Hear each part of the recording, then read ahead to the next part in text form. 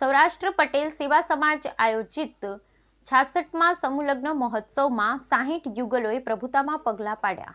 સૌરાષ્ટ્ર પટેલ સેવા સમાજ આયોજિત 66મો સમૂહલગ્ન સમારોહમાં 60 યુગલોએ પ્રભુતામાં પગલાં પાડ્યા। તારીખ 16/2/2025 રવિવારના રોજ સુરતમાં મોટા વરાછા ગોપીન ગામ સામે ન્યૂ આઉટરિંગ રોડ પર યોજાયો હતો। આ કાર્યક્રમ દીપ પ્રાગટ્ય ગંગા સ્વરૂપા બહેનોને સમાજના પ્રસંગોએ અવગણના થાય અને સમાજ મન મળે તેવી જાગૃતિ લાવવા માટે તેમના હાથે દીપ પ્રાગટ્ય કરવામાં આવ્યું હતું।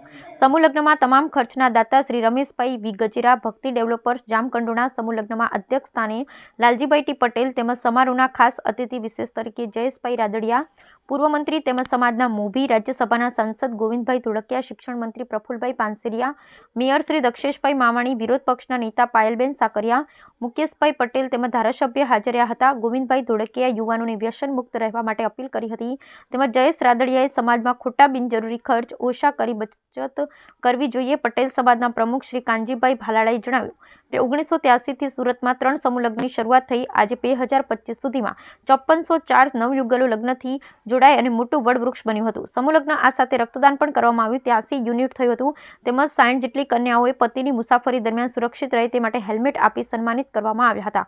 આ કાર્યક્રમ ઉજાગર કરવા માટે 140 સામૂહિક સંસ્થા તેમજ 1500 સ્વયંસેવક સાથેની ટીમે આ કાર્યરત ઉપાડ્યું હતું। મોટી સંખ્યામાં લોકો ઉપસ્થિત રહ્યા અને સાથે ભોજન લીધું।